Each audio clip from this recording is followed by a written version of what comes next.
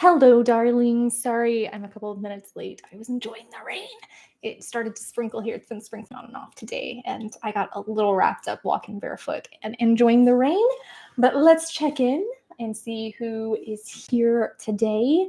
For those of you that are dropping in for the first time, welcome. This is just a little opportunity for us to check in with where we're at with our mental health, good, bad, and crazy, like I always say. Hello, Matthew. And we'll share some good news stories, some wins. And if you guys have any questions or anything, I'd be happy to try to answer them. Hello, Big House. Hello, Banners. How are you guys doing this week? And Blake, it's only showing 2 people on my thing, but then a bunch of people are dropping in to say hello. So I guess my counter is off. It is broken today. Tony, David, yeah, let's get the party started. So it can get kind of crazy in here. There can be a lot of messages. If you want to make sure that I see a message, make sure to use the super chat or super sticker function. That way it will highlight the message and all of the pledges and donations go toward my mental health outreach. If you are in crisis, make sure that you are reaching out and getting the help that you deserve. I am not a mental health professional, so any insights that I give is just based on my experiences and the experiences of others that I have been in contact with. So make sure that you're getting the help that you deserve, the help too that you deserve. Oh, thanks, Ronald. Ronald says, I'm a godsend. Big House is doing good. Had a long weekend. Hope everyone is doing well. I can relate to that. Hello, Joshua. Ooh, Williams in Vermont. Ooh, snow. That sounds fantastic. It's been a while since I've seen snow. Tony says, life's been hell the last 6 months, as you all know. I just want to say thank you, and I love you all. We love you too. David says, I'm looking good today. Yeah, like that's a surprise. I'm just kidding. Tyler says, hello. How has your week been? It has been a bit crazy. I got to go to the Capitol on Friday for my internship, which was pretty exciting. And I was supposed to have a meeting with a representative who ended up moving us from in-person to virtual, then pushing our meeting back 30 minutes, then no showing for the meeting. So that was a little stressful, but I did have a really cool experience I wanted to share with you guys at this event. As you know, I have a bit of a Dexter complex. So I went into this internship going, I don't know if this is a great fit for me because I am not an abolitionist. I don't believe in abolishing the death penalty. And this organization is about death penalty alternatives. And when it was explained to me, no, it's more about addressing where the funds are going and stuff, I said, okay, that's understandable because it is an unnecessarily expensive process when funds could be going to other places, right? So I said, okay, I can relate to that. And then I thought, there are people also that are wrongfully convicted. We know that, but that's not a big deal, right? In my head, I'm thinking, man, no big deal. Well, I met someone on Friday at this event who spent 10 years on death row for a crime he didn't commit. And just being able to sit and talk to him and listen to his experience, it humanized that for me. Because prior to that, I was thinking, some are going to fall between the cracks, but it's worth it, to get the real scum off the streets.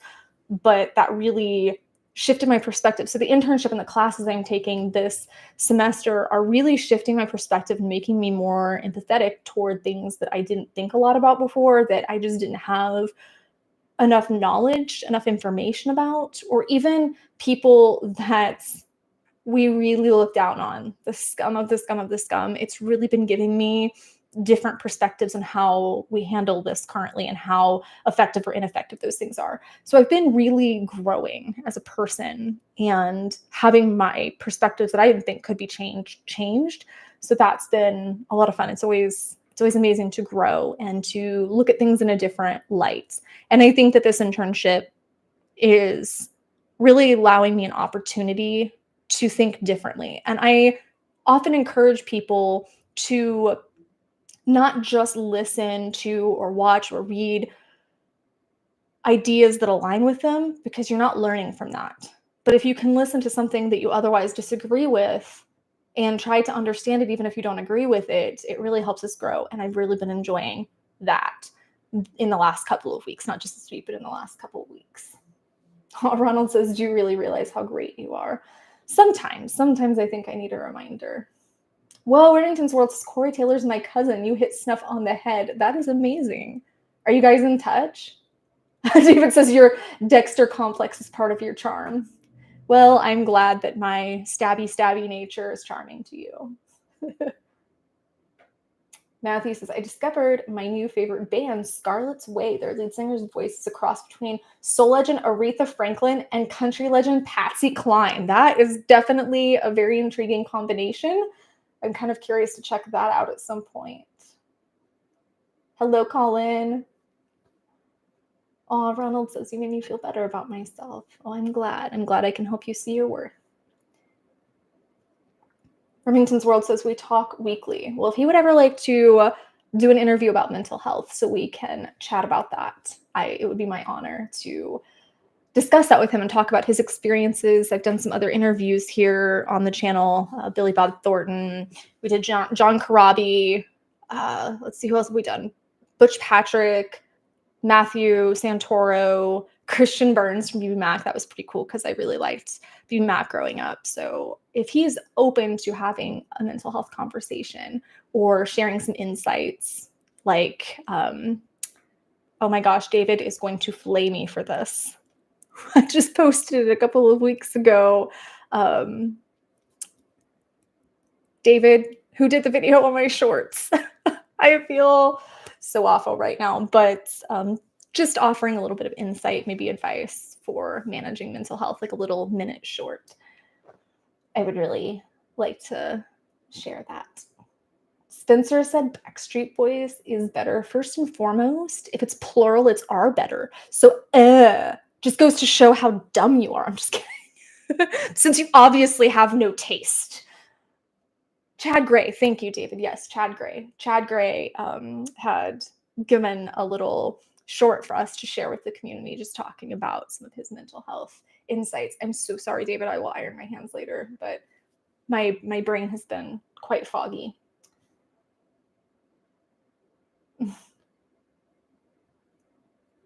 Remington's World says his past relationship has shaped Slipknot's music.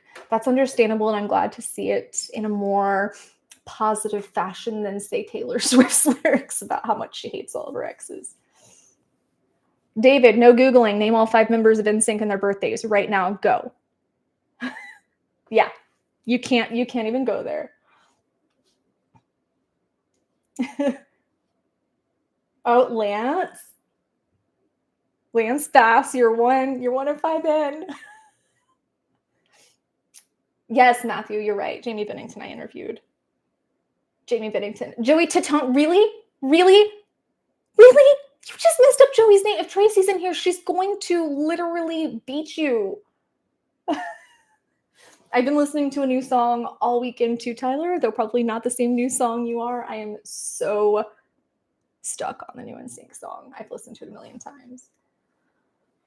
Oh, Donald says, hello all. Day 84, no alcohol. What I thought I had a grip on, I did not. I'm more mentally clear than I have been my entire adult life. Big snaps to you. I'm proud of you. It's a little preemptive on the snaps, but I will give you snaps because I'm very proud of you for that. Banner Adders, thank you for the pledge. Says, what do you call a magic dog? A labracadabrador. That's gold. That's good. I love jokes like that. Oh, Ronald says, I'm so great to have met you, by the way. Well, I think that we all add to each other's energy here in the community. You literally said Justin, David. Justin Timberlake. Really? You are failing me here. I take it back. You're not getting a pillow in the dungeon. I'm taking your blanket, too. David says, I remember Chris and JC. That's my limit. Well, at least you spelled Chris and JC correctly. I would have been concerned if you couldn't spell JC. Which is kind of funny, actually, because his full name is Joshua Scott Shazay, but when people talk about him, they say JC Shazay, and I'm thinking, but the C stands for Shazay. So that's just really funny when people do that. And he's done it too, but I just think that's kind of funny. Matthew says, what's black, white, and red all over a penguin with a sunburn? Before we dive further in, I do want to share our good news story. David did something amazing today, even if you can't name all 5 of NSYNC. By the way, it's Chris Kirkpatrick and JC Chazet. I think you need to study a bit more, but David did share a good news story for me to share with the community today. And I think that this is pretty awesome. I didn't have a chance to read through it, but just the headline, the students living with retirees. What happens when students share homes with the elderly? Frankie Atkins investigates a new experiment in multi-generational living. When 23-year-old Poppy Jenkinson got home in the evening, she would sit around the dinner table with her 2 housemates and discuss her day, sharing work news, friendship dramas, and on occasion relationship problems. Often our housemates would give her a fresh perspective. They're both in their 70s and have been married for almost 40 years. They were always sharing nuggets of wisdom, she says. After graduating from Falmouth University last year, a small creative university in Cornwall in the southwest of England, Jenkinson struggled to find a house in Falmouth's competitive rental market. Relatable. She met Pete and Lee King, 70, through the university and moved into their 3-bedroom cottage on the outskirts of town. While the arrangement was private, it reflects a broader trend in multi-generational housing, students and senior citizens living together. In recent years, projects that encourage distant generations to share a home have surfaced all over the world, including on university campuses in Canada, California, and the Netherlands. But not all experiments in multi-generational living end as happily as Jenkinson's. The reality can be more complicated, of course. In theory, multi-generational living cleverly solves 2 pressing modern problems: a shortage of affordable housing for young people and a rise in loneliness among older people. The loneliness epidemic is a global trend, especially in countries where there's an aging population, says Patricia Collins, an associate professor in the Department of Geography and Planning at Queen's University, Canada. Studies indicate that severe loneliness can lead to depression and suicidal ideation, poor cardiovascular or heart health, and even increased risk of premature death. This was exacerbated recently by the COVID-19 pandemic and stay-at-home orders, she adds. Meanwhile, a slew of research from around the world has highlighted young people's growing struggles to find affordable housing. In the US, the average rent has risen 18% over the last 5 years. That's terrifying, outpacing inflation. And the situation is similar in other countries. Since younger adults are more likely to rent rather than own a home, they are especially vulnerable to such rent rises. Research has also shown the wide-ranging impact of scarce and poor quality housing on young people's lives, including the impact on their health. Let's see. In Canada, adults age 65 and older are the fastest growing age group and are projected to reach 23% of the population by 2030. Added to this, many Canadians are seniors that are living alone. And I think that this is really beautiful that it solves 2 problems at once, 2 major social problems, while allowing people to utilize their skills to teach another person, their wisdom to teach another person. So there's a lot that the older generation can learn from the younger generation, and a lot that the younger generation can learn from the older generation. So it's solving the problem of the housing crisis, it's solving the problem of the loneliness in the seniors, but it's also allowing both groups of individuals to share wisdom and experiences with each other. So as we were just talking about a few minutes ago, they can grow more. So it's perfect in conjunction to what we were talking about a little bit ago. Nuclear Venom says, hello, Amanda, I want to hear your thoughts about I know it's not about mental health. What are your thoughts about the toxic masculinity that's been going around? Hang on just a second. I will come back to that. I just wanted to see if anybody had any questions on the article or insights on that, and then I will come back to that. I promise I will answer your question about toxic masculinity and my opinion on it. Let's see. I think we're actually a couple of minutes behind here. I think it's a little lagged. Thank you, Mike. Oh, we don't have our goal bird. Aaron's right. We don't have the goal bird out. I will give you guys a second to get any questions or comments. And what do you guys think about this? About the seniors living with the no, not my snap cup. I would have cried so hard if the snap cup fell and broke right now. Or ever, for that matter. Ooh, I hear rain. So what do you guys think, though, about this initiative or this shift, this cultural shift that's been going on. Thank you, Erin. David says, I love socializing with my older neighbors. I also fear being a lonely old neighbor someday. Well, I will come move in next door to you if that's the case. I loved socializing with Gloria. I got a bird feeder a couple weeks ago in her memory because I was really missing her and I was feeling like I didn't know how to connect to her energy. And she had always said, when you don't know what to do, go outside and listen for the birds because they're always there. So I bought a bird feeder and the birds have been chowing down that bird seed. So that's my way of remembering her. But she taught me so many things. And I made a video about that, about lessons from grief, about some of the things that I learned from her as a senior citizen. I was a caregiver for her. And there was another woman, her name is Lorna, who I have learned a lot from. I go visit her from time to time. She's in assisted living now, but even when she wasn't, I'd go visit her and we make Christmas cookies or just hang out and talk and stuff. And I just learned so many little things. Like with Gloria was big. I just realized that you can't see that.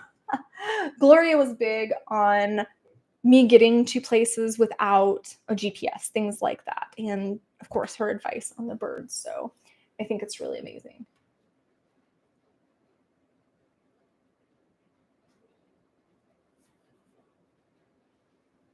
Okay, so I do want to go back to that before I forget it about toxic masculinity. I have two opinions on it. First and foremost is I think that it's one of those things that's been a bit hijacked. I do think that there can be toxic masculinity in the sense of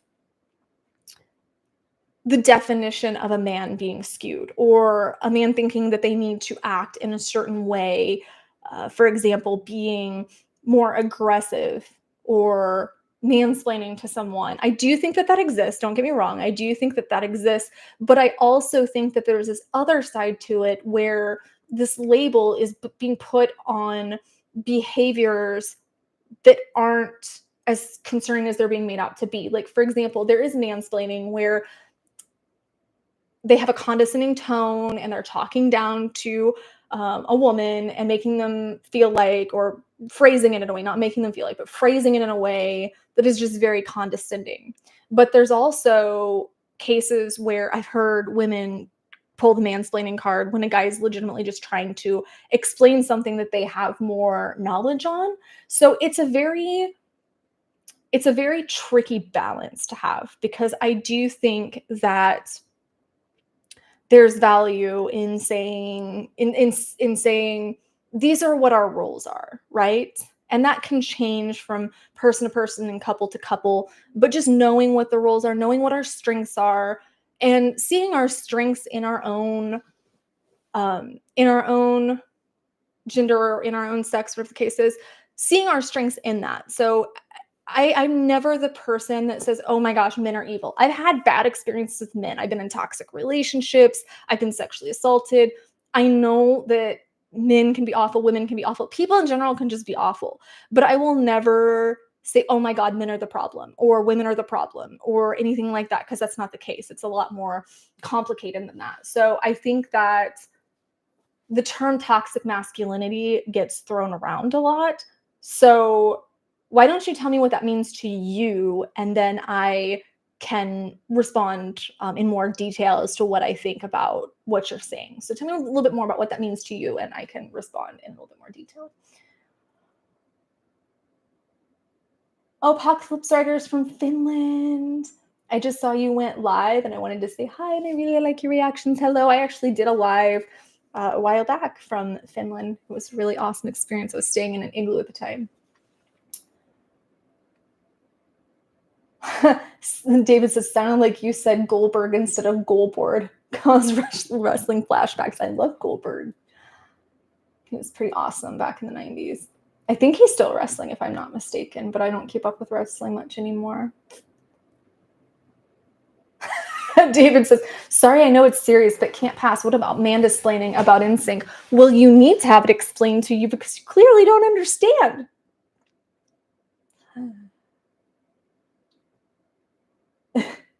Matthew says, on the one side, I feel like I'm currently being under attack for being Jewish in a world where anti-Semitism is on the rise again. On the other, I feel too much comparing to Nazis is a way to argue. I completely agree with you on that. I feel like it's not just the Jewish community. There is an upsurging in in, I don't want to just say racism or anti-Semitism or sexism. There's just an uptick in hatred and judgment and all of this negativity that's definitely been ticking up lately in the last few years. So I agree with you on that. And it does weigh heavily on a lot of us. But I feel like anytime I'm having a conversation or a debate with someone and they compare me to Hitler or Nazis, or anyone compare anyone to Hitler or Nazis, you've lost your argument with me. If you cannot make a sound debate, if you can't make a sound argument without comparing me to someone that atrocious, you've completely lost any footing that you have with me. And I think it's just disrespectful to compare apples and oranges, because even if it is a bad situation, like let's say discrimination, right? Even if there is discrimination against a community or something, we're not being tortured and stuff like that. Like nobody here in the US as an entire group is being marginalized and ostracized and tortured and things like that. So I just think it's really disrespectful, and it doesn't articulate your point. And I feel like if you're wanting to be heard, trying to villainize the person that you're talking to and trying to make a point with is not going to get you anywhere.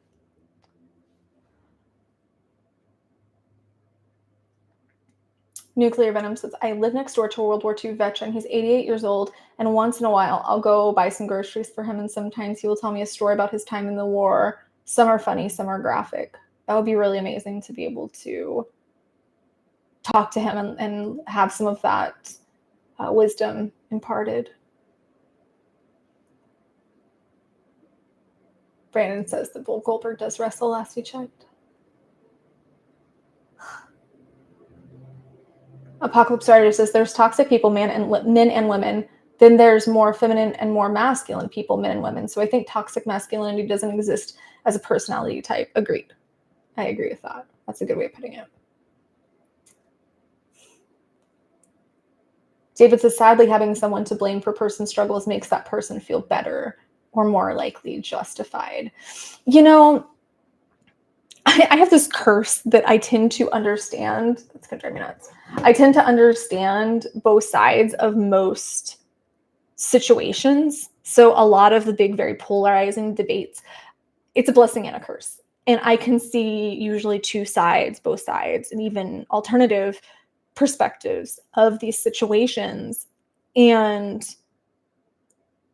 I can see the value in both of them. Most people can't do that. Most people can't say, okay, I might have this stance on XYZ issue, but I can see the other person. I can respect the other person. I think the more we can do that, the more we can experience that, the more we can find middle ground to move forward or find the root of what we're really pushing for. Because I think most people kind of want the same thing.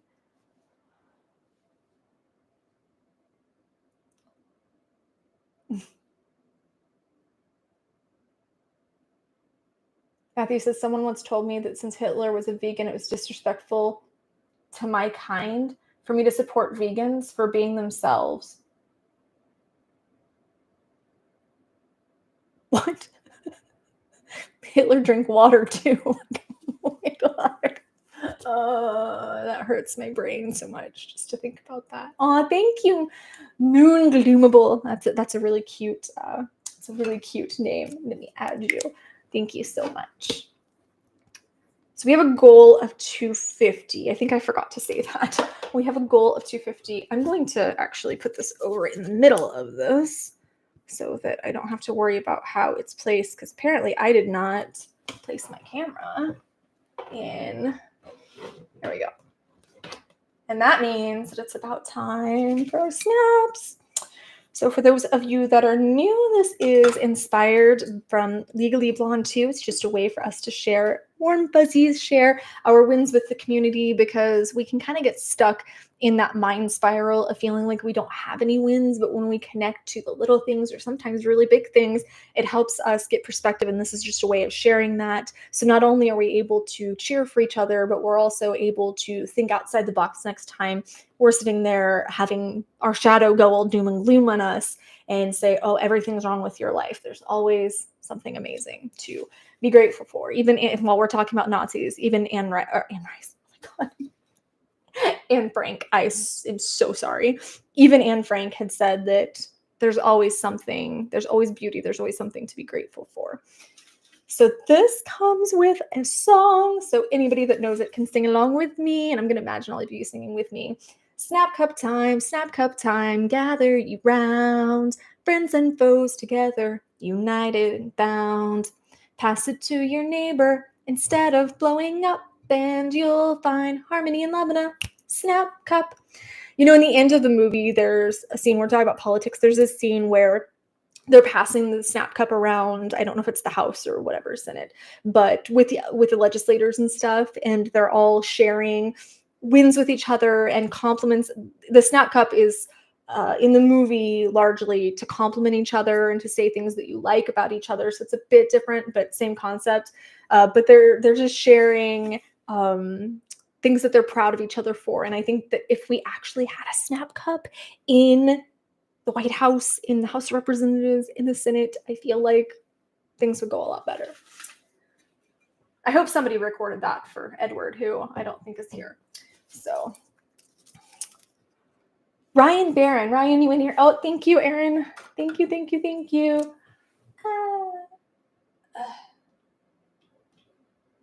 I'm trying to write sideways. That was not the prettiest 5 I've ever written, which is sad because that's my favorite number. I feel like most of you can probably guess why.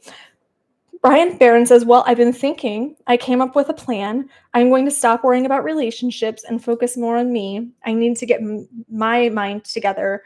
And second, I've took up art. It's fun and relaxing too. Big snaps to you on both of those. That's a tricky mindset to get to when you say, hey, it's okay to want a relationship, to want to find somebody. But when you're looking, it's very difficult to find. And if you feel like you need a relationship, then you're probably not ready for one. So I'm very proud of you for having that insight and for taking up art. I'm excited to see some of it. Or if you don't want to share it, that's okay too. There's some hobbies that we just need to have that are for us and that are for our own growth and for our own outlets. So big snaps to you for that. Oh gosh, Moon Global says, since you, I forgot to open my thing, sent a Venmo too. Let me check. Oh, initials of JT too. I love it, Moon Gloomable. Thank you so much. Thank you for that. I did forget to mention that too. I feel like I'm just forgetting everything today. But if you do send bigger pledges, if you do want to send bigger pledges and stuff, you can do so through PayPal or Venmo. Otherwise, YouTube does take a chunk out. So if you're wanting to send big pledges for the outreach, that's a great way to do so. And I will keep this up now so you can see, or so I can see and add any pledges that way to the board. Thank you very much. Rev Rats Rides says, in the midst of a very painful breakup with a significant other. Today, she once again started her with not using her brain. Instead of blowing up at her and furthering my anger, I walked away and had a family member pick me up. I walked roughly 2 miles despite being quite sick and low on protein. I don't hate women. I have a very short fuse in regards to anybody who chooses to be stupid for the sake of stupidity. Big difference. But my walking away and creating space away from the situation and person is my win for today. Well, I do want to give you big snaps for walking away from the situation because I know how easy it can be to want to engage in that, and you fall into that pit hole and nobody wins. Absolutely nobody wins. It just gets everybody riled up and a lot of venom is spewed and it ends up hurting both people. So yes, big snaps for that. I will say though that a lot of times we assume that people hurt like us. We assume that people think like us.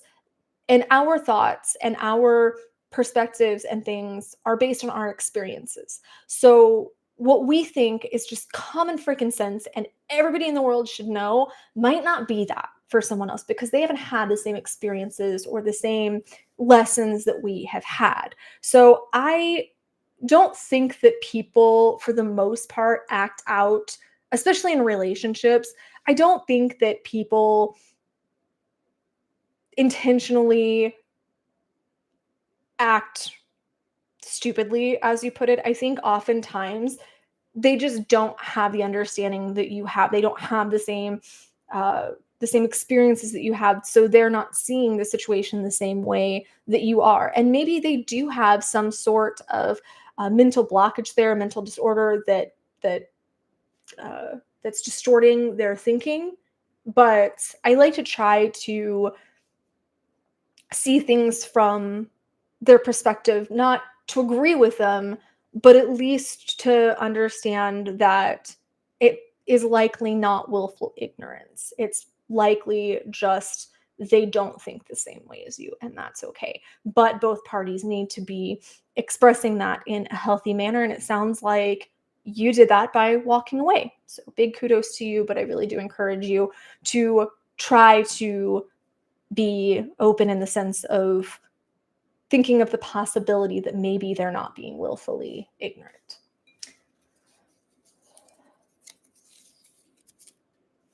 Patrick Gale says, I trained a new employee at work this morning and it felt great teaching someone everything I know. Big snaps to you. I'm sure that felt really good to be able to imbue that knowledge on someone else. I know I always feel really good when I can teach things to someone else or when I can help someone else figure something out. That always feels really good. So big snaps to you for that.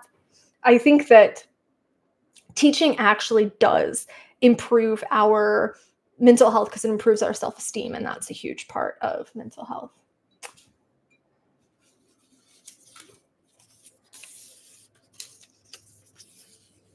Ocean Chaos 1 says, I made it to the equinox and feel like my life is coming back into balance too. In the last 6 months, I lost my mom, 2 jobs, and 4 beloved pets. It's not exactly a mental health win, but I feel like life came at me with everything it had, and I'm still in a place where I can think positively about what the next step is. So I'm calling it a mental health tie. No, my darling, that is a mental health win because you've been through a lot. That is a lot for any person to deal with. One of those things is a lot for any person to deal with. So the fact that you can think positively, I don't know why I can't say the word positively today, positively at all, while going through all this grief is definitely a win, and big snaps to you for that. It can be very difficult because, we create this life for ourselves and we have this comfort with the people in it and our processes, our routines like jobs, and then to have these things fall apart or have these people leave our lives, whether by death or otherwise, can be really heavy. So I just want you to hold space for yourself like we're holding space for you, and knowing that that's the best you can do really is to say, hey, it tried to take me down and I didn't let it. And that's the biggest win that there can be. And if you do want to share any memories of your mom or your pets, we're here to listen so we can try and help keep their memory alive. Thank you. Oh, David, send me birthday money. Thank you, David. I just got all crazy there for a second. You're not supposed to tell everyone it's almost my birthday.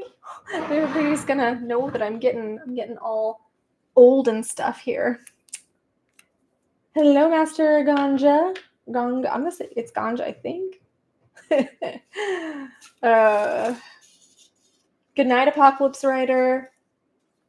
Oh, I see though, David, what you did there. Thank you. Yes, $1 for each year. I do love you for that. Seriously though, thank you.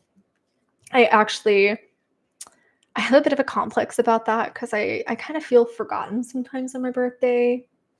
Because Bryson will say happy birthday, and of course Aaron will acknowledge my birthday, but even my friends a lot of the times kind of forget it, and maybe I forget theirs, and that's why I try to remember, I try to call or something. But thank you, I needed that. It's been rough. I'm not terribly looking forward to it. So thank you for giving me some positive energy surrounding it.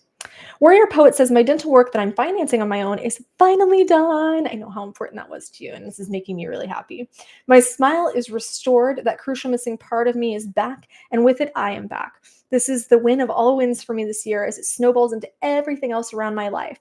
I know appearance is a superficial thing, but it isn't just that. It affects eating. Also, that moment last week in the store, seeing a cute lady make eye contact with me more than once for the first time in so long, I can't lie and say I didn't walk out of that store feeling great. I'm riding this wave for as long as I can ride it. I'm so happy.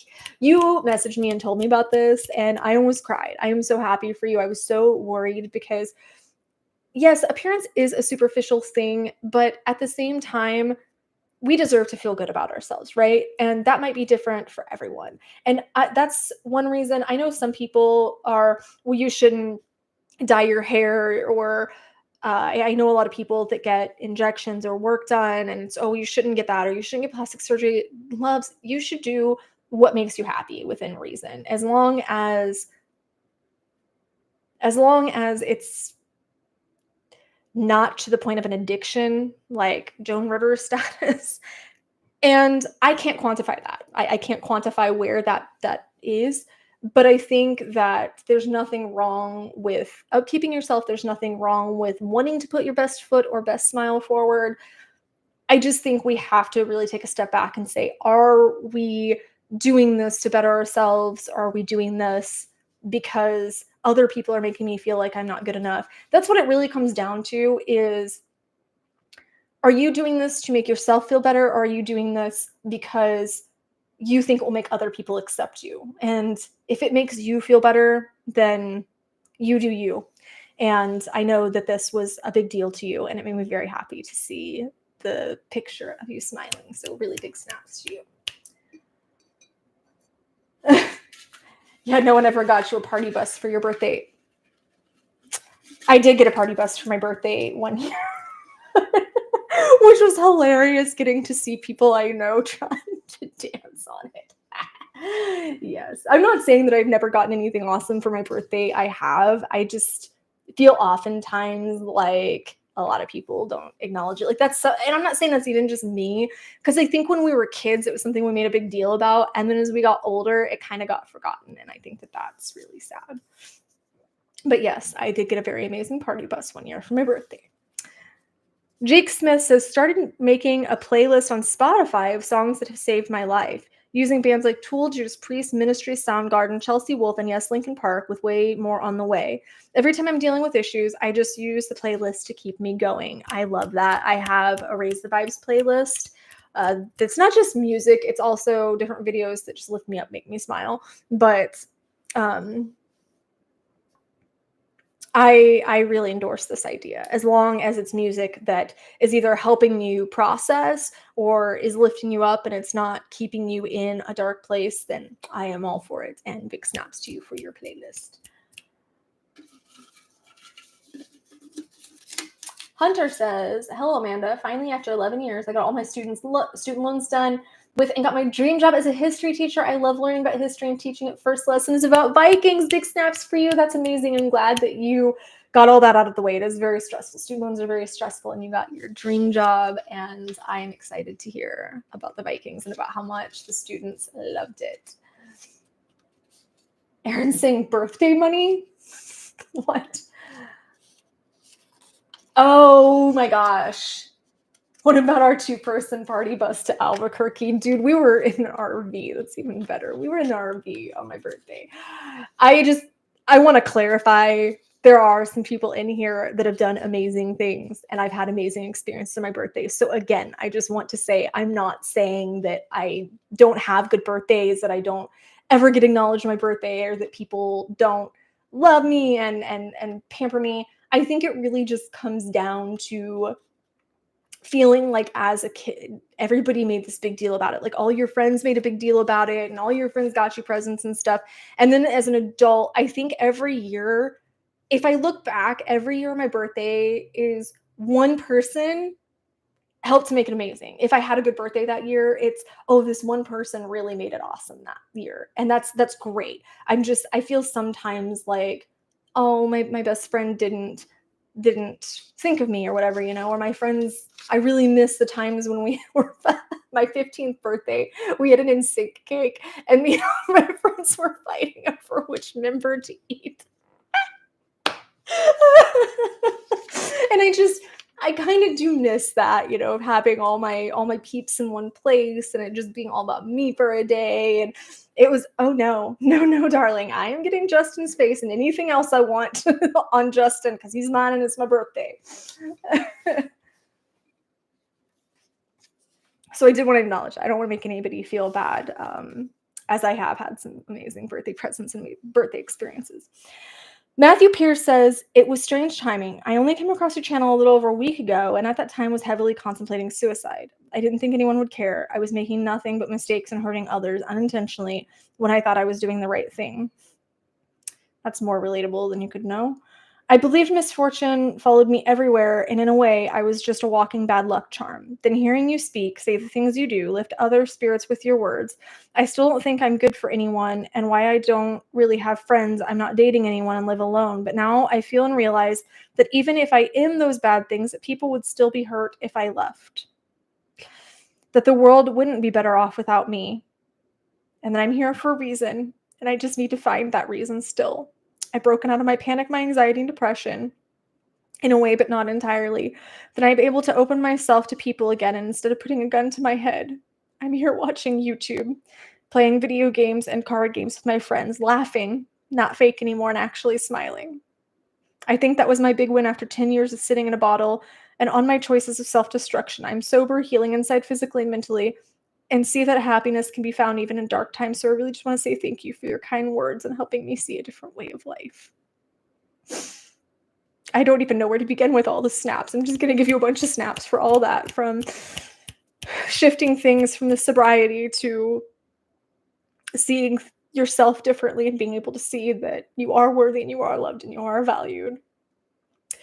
And I'm humbled to be part of that experience and helping you see your worth again. And even though we're strangers here, we do care if your light goes out. We do care about you. I care very much about every person in the community. And anytime I hear about something happening to anyone, it does break my heart. So I'm glad that that's not going to be you now. And I do want to speak on where you said, even if I am those bad things, so you're saying, I still don't think I'm good for anyone. That's why you don't have friends or you're dating anyone and you live alone.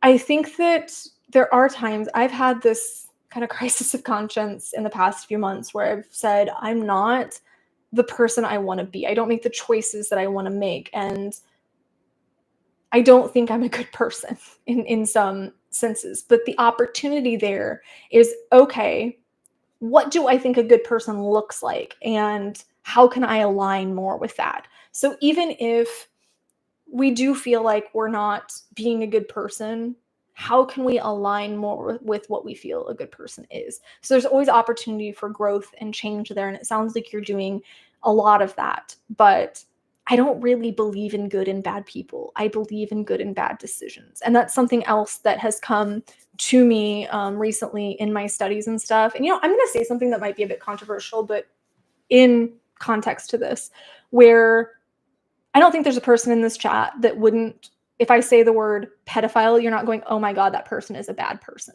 right? But when you understand that it's a crossing of the brain wires, and you understand that there's a lot of people who have those thoughts that don't act on them, or there are a lot of people that have acted on them and want to get better or want to do better, and they're actively seeking opportunities to get better, then it makes you think a little bit differently. And that was something that came to me in my studies for correctional psychology was, shouldn't it always be that we're wanting to prevent things, but we're also wanting people to rehabilitate and repent and make things better? I'm not saying that these are good people. I'm saying that they might have done bad things and they need to pay for those bad things. But shouldn't there always be opportunity for redemption for anyone? Shouldn't there be an opportunity for them to say, hey, I was wrong and I want to make this right? It was just something that I've been thinking about this week. And hopefully that doesn't lose me my whole community. But it's been really powerful. That was one of the things I was referring to in the beginning of the stream, was it's been really powerful to say, wow, it was this group of people that I genuinely truly hated. And it's not like I love them now, but getting to learn more about the actual mental health issue at play there, and getting to learn more about the actual recidivism rate and the actual number of people who have positive outcomes from their treatment is actually really encouraging for me as a mom and a sexual assault survivor. Oh, David says she walked away from the ledge and we all won. The world is brighter with her. Brighter with all of us who step back and continue this journey with us. Thank you, David. Are you writing me poetry for my birthday?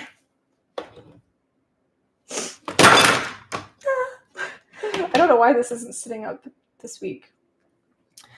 It's just so hard for me sometimes to understand how little me can really make a difference, you know? And I have to often think about, because Bryson is always, oh, you'll be the next Mr. Beast. And I said, I would love to be able to be recklessly kind like that, but I don't think he realizes that sometimes that makes me feel like I'm having to compare myself with all of these other people, that I'm me, you know, I can't compare myself to Jimmy, as Bryson frequently reminds me, Mr. Beast's name is. I can't compare myself to those people. And sometimes I do get stuck in that mindset that well, look at all the good they're doing, you know, and I can't do that. I can't reach that point. I don't know why, but I'm stuck, you know, and I want to help more people. I want to help the world. I want to change the world. And when I feel like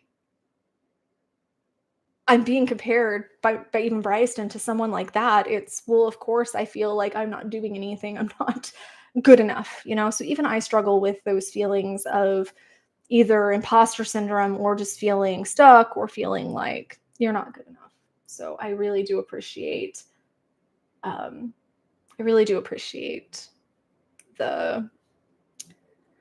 love.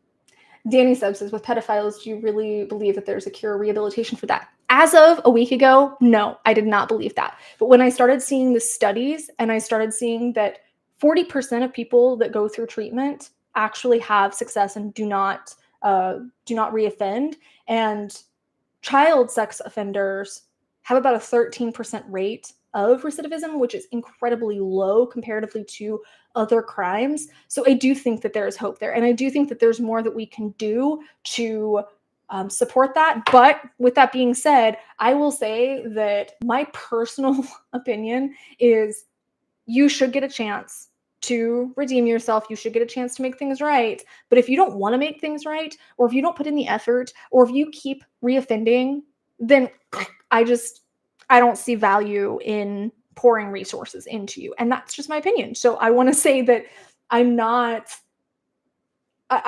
sitting here empathizing with this behavior. I'm saying that everyone deserves a chance for redemption. And there's a lot of misinformation surrounding the recidivism rate or the success or lack of success in this case of treatment. So I'm not defending this behavior. I'm not defending these people. I'm just saying that there should be an opportunity to, number one, prevent it. Number two, if nothing else, we should be trying to rehabilitate so that we understand more about how it works. And then we go take that information back even more to prevention. So I don't want to stick too much on that because I don't want it to turn into a debate. I don't want to anger anyone, but I do want to say it's not like I'm condoning the behavior. It's not like I think they're good people. It's just that I think we focus on a lot of the wrong things and there's a lot of misinformation. That's all I want to say. Dan Tenestacey, I don't know how to say that, says, I didn't off myself today. Well, that's the biggest win you can have, right? Still being here despite feeling like you don't want to be, and feeling like everything's against you, and feeling like everything is heavy and Like, you just can't fight anymore. And I'm very proud of you for staying here and for being able to share that with us. I'm proud of you. And I want you to know that we're here to get you through these dark times. So stick here with us in the community and we'll get you through the dark. Donald says, I found you while I was down, really in a bad spot mentally. I searched for a song on YouTube and there was you reacting to a song I was looking for, watching it hit you like it hit me. Not alone. Not alone at all.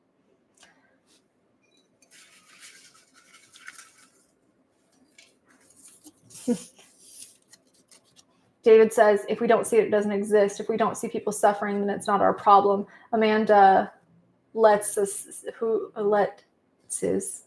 mental struggle know we are seen. That's my goal. I often say that I just want every person I come into contact with know that they are seen and that they're valued and that they're not alone.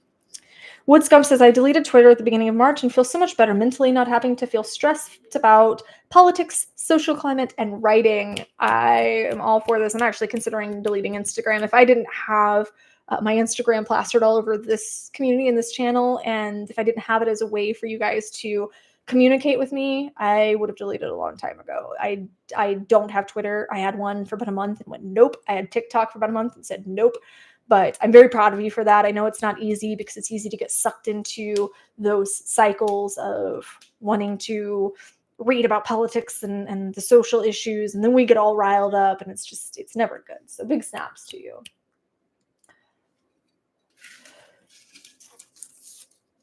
Steve says, I think the term rehabilitation is not correct, but I don't know what would be. I say this because, like love and hate, it's used frivolously and therefore it doesn't hold the intended meaning. I can respect that perspective. Patum says, well, I'm 75% sure these new meds I have are the right ones, but I can't get excited or have hope because I know what pure hope feels like when it gets crushed, and I don't want to feel that again. I'm very happy for you that you found meds that are working for you, that you found something that's working for you. Just be cautiously optimistic. That's what I say, is it's not like you have to get your hope way up, but you don't want to psych yourself out and psych the meds out of working. So kind of like the opposite, what's it called? Nocebo. So there's placebo and nocebo. You don't want to have the nocebo effect of, oh, it's not working, So I'm very happy that you found the right medications, but cautiously hopeless or cautiously hopeful. I'm so sorry. Cautiously hopeful is what you want to have there.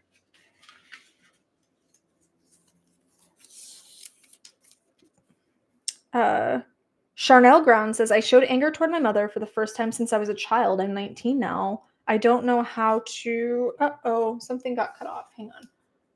This got cut off. And I just read half of it. I don't want to only read half of it. Hang on 2 seconds. Charnel Ground. Where are you? Where are you? Where are you? I don't know how to feel about it now, but I felt like I had to. Something has to change in our relationship. People treat anger like it's this horrible thing. I don't know how you express that, but it's okay to express anger so long as we're doing it in a respectful way that's not hurting the other person or us. It might inadvertently hurt them. The truth might hurt, but we don't want the goal to be to hurt them. So as long as you're expressing it in a healthy way, then I think it's great that you're getting that out, because it can fester. When we're upset, we're angry or resentful towards someone, we don't express it. Just make sure that you're doing that in an effective way that's going to have a positive resolution for both of you. So snaps to you for being able to express your emotion, though. That's huge.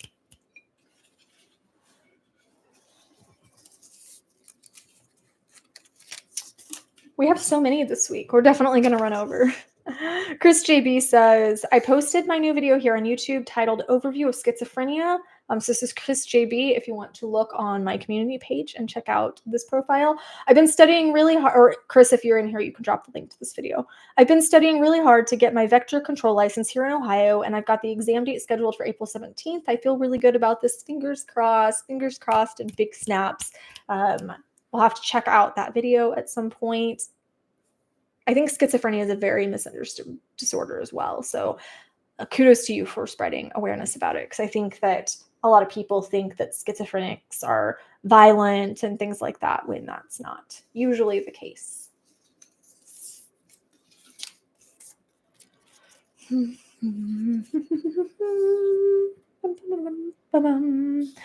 Okay, Tim M says, second Friday win. She beans accepts me utterly, my pains, my flaws, my limits, yet loves me, and it's a real love like I've never known. I'm very happy for you. And big snaps. It's very important that we find people, I say, that love us because of our flaws instead of despite them. So I'm happy that you have found that. Tony, are you still in here? Tony says, after my car accident Tuesday, it popped in my head of all the bad things that I've been through the last 6 months. And despite the thoughts of wanting to hurt myself, wanting to take my life and join my brother and be number 23.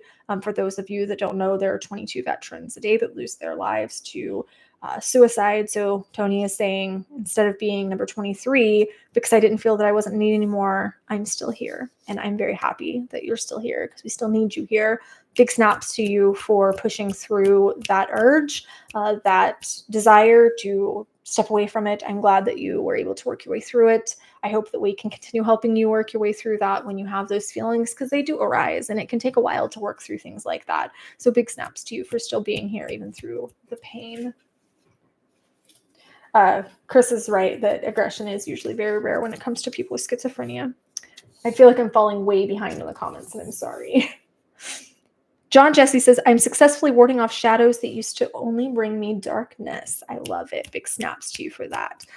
Those shadows can be feisty. They can be really spicy sometimes and not want to let go, not want to be in the shadows. They want their time in the spotlight. They want their time to shine. And sometimes it's a matter of figuring out how to give them that. And sometimes it's a matter of saying, not today. No, thank you. Oh, David says, my win this week. The bird feeder outside my window is covered in birds right now. Spring is here and the sounds of nature here. I'll send you a picture of the bird feeder I got for Gloria as well. I feel like Tony's saying, I don't know what's going on. I think I lost a message somewhere. It's further up. Maybe that was in response to your comment that I just read. But either way, you're not pissing on anyone's parade. Rob of Wonder says, I messed up the planning of my task for a big work conference, and instead of spending the whole weekend beating myself up over my error, I went to the conference, did what I was able to well, and canceled the panels I wasn't going to be prepared for. I'm still struggling not to dwell on the mistake, but a year ago, I would have pretended to be sick and not gone to the conference. I think that's amazing that you were able to do what you could do, set boundaries and say, I can't do these things, but you didn't give up entirely. And that's really huge, because we often see things like this as black or white, especially when darkness starts to take over. We see things as, well, we either succeed or we fail. And there's a lot of gray area in between. There's a lot of, these are the wins that I had, and these are the things I could improve upon. So big kudos to you for seeing that.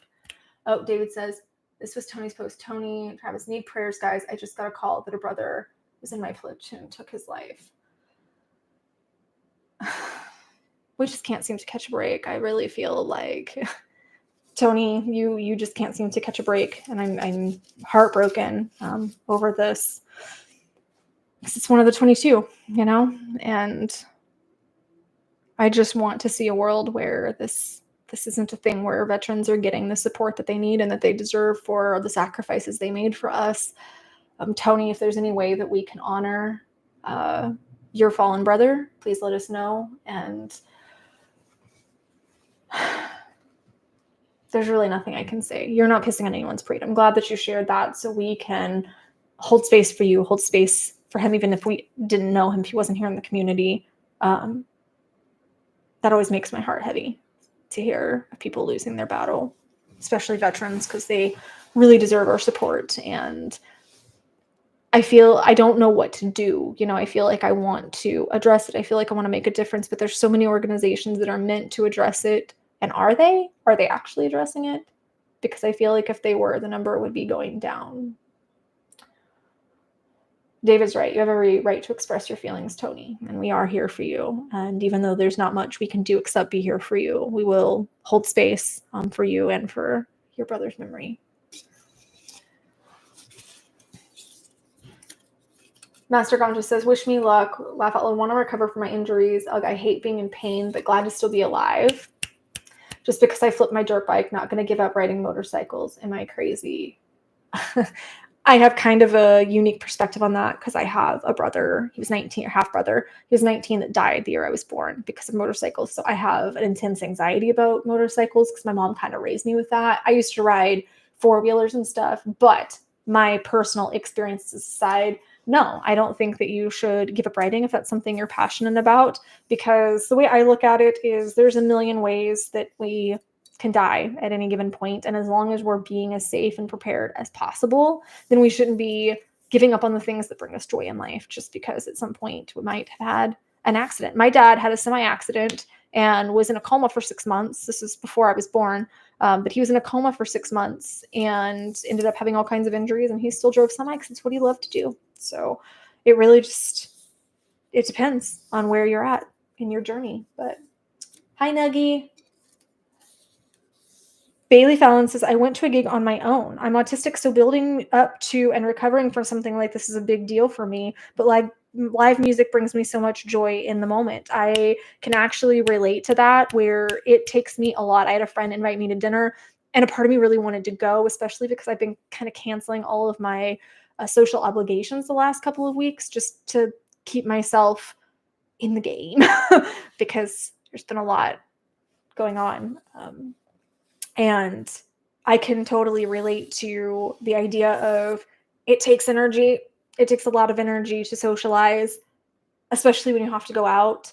And it takes a lot of energy to build back up from that. So I'm that person that people can say, hey, do you want to go out and do something? And I'm just thinking in my head, I just humaned yesterday with someone else. So if you could just wait the 3-day grace period, the 3-day recharge period, and then resubmit your request. That's how I feel about that. So I definitely get it. Big snaps to you for being able to go to that gig and enjoy the music. Oh, we got another big long one. Wow, we're still just going and going and going. I'm gonna starve. I'm so hungry. Vargas YT says, I finally made a commitment to fully accept God into my life. I threw away the condom that's been sitting in my wallet for a year, as I'm now 100% sure I want to pursue abstinence.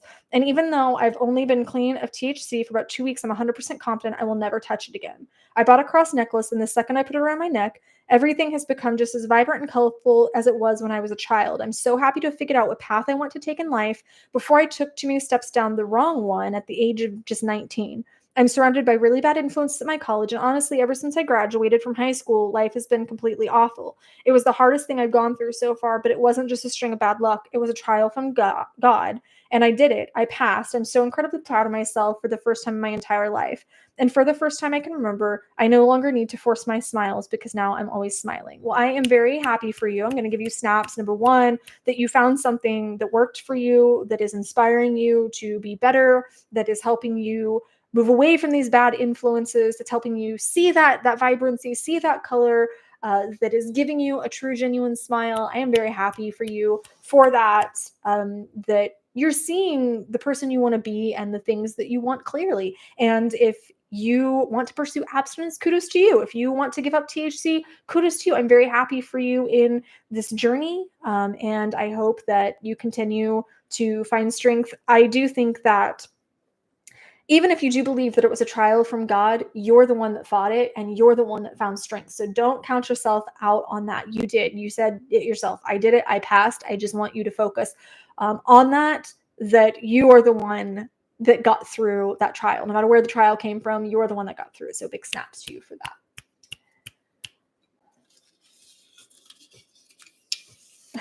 David says, I get excited to plan something, then get anxious when I actually have to leave to do the plan thing every freaking day.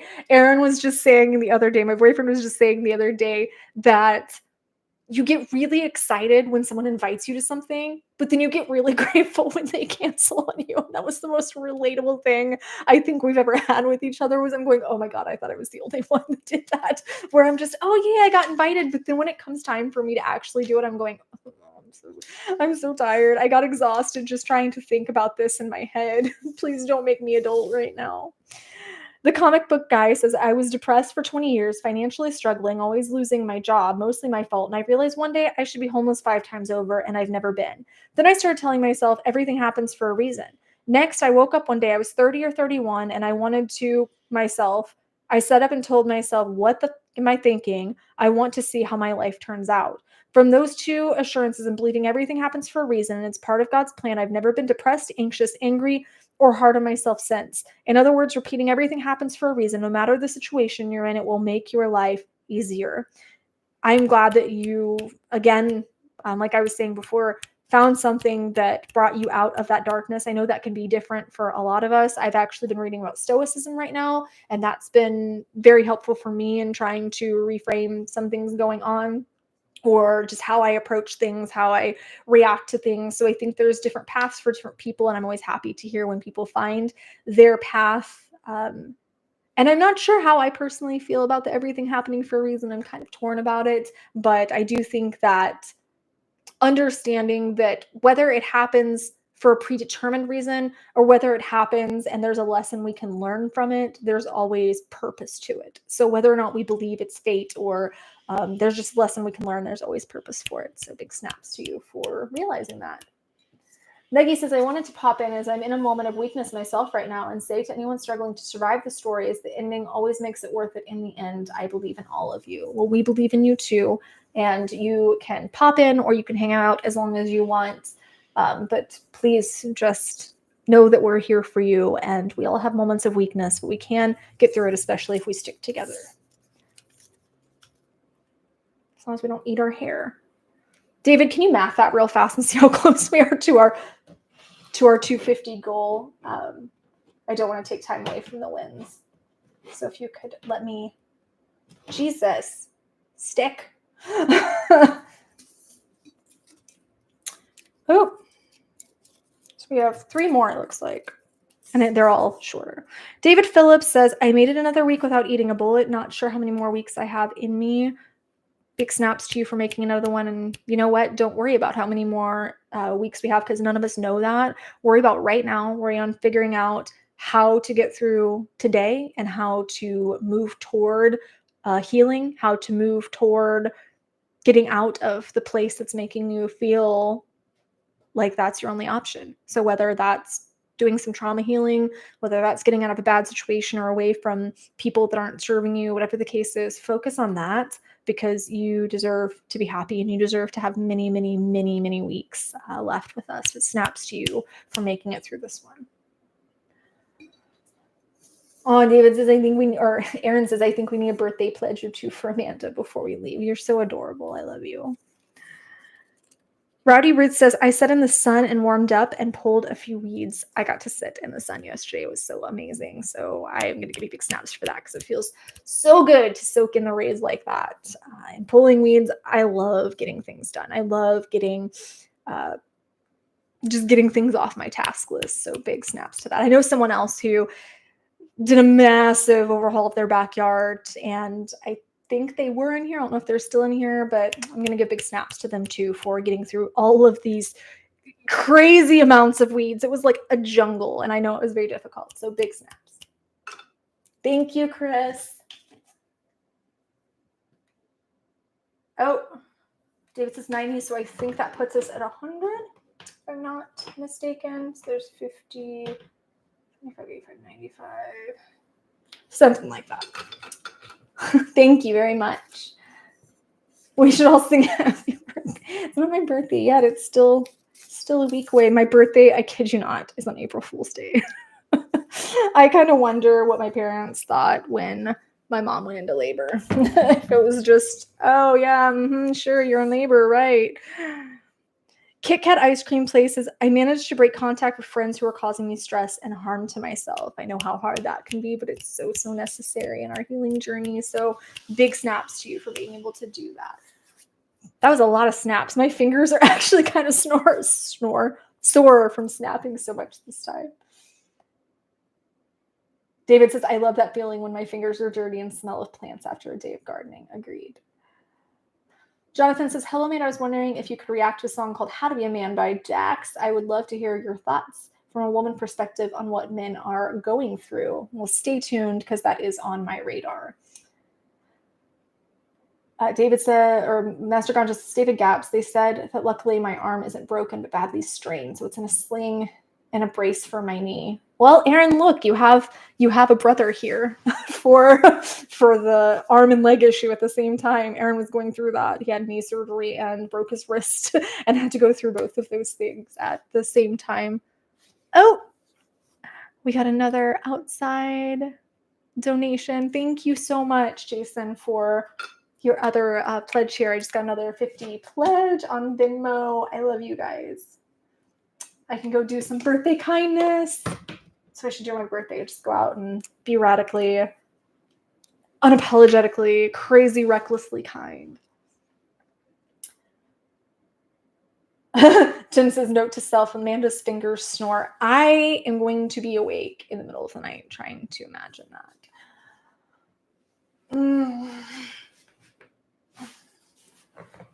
Matthew says, I'm 14 years clean from heroin addiction at age 30. Very proud of you. Very, very proud of you for that. I don't have any more snaps. I'm going to have to start snapping with this hand more. This one feels raw now. So we've went a little bit over. I smell food. So we'll stay a few more minutes so people can get in their last questions, their last snaps, their last pledges. I'll stay a couple more minutes, but I'm starving and I smell food and it's making my tummy go,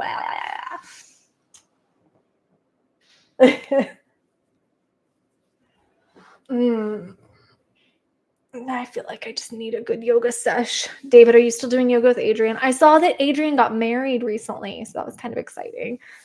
David and I haven't done a video in a while, but we were both doing yoga with Adrian, and I love her channel, and apparently she just got married not too long ago. I happened to see it on Instagram when I opened my app to upload a picture. I saw that she got married, so it was pretty cool. Okay. Did we make our, here, I need to add it up to see if we made our goal. So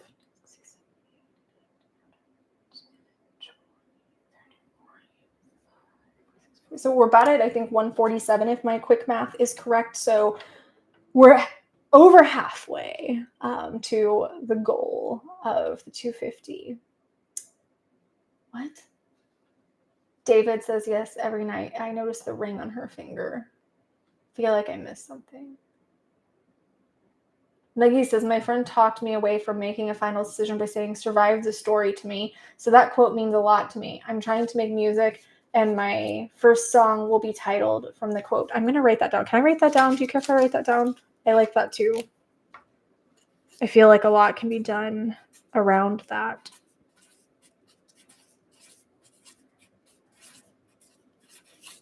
I don't know why I haven't heard that. Oh, Steve, I keep forgetting you're in Peoria. We're practically neighbors. Thanks, Nuggy. Good night, Chris. Alrighty, well, I guess I am going to jump off of here. Thank you guys for the birthday love. Thank you for the pledges for the community. Thank you for all of just the positive energy. I started to say, I was saying positive and I just happened to look over and see Papa Roach. I started to say thanks for all the Papa energy, but thanks for all that too. But all the positive energy and the reminders that we are so much stronger than we realize we are. There's a lot of frustrations, that we're all dealing with, a lot of grief and trauma and complications that we didn't see coming. But I think that so long as we share that, so long as we talk about it, so long as we are being here, present as a community, I think that we can get through it. I think that it's rough, very rough, but we're all here. And you can message me on Instagram. You can email me. That information is in my video descriptions. I appreciate you and I love you guys so, so, so, so much. Mwah.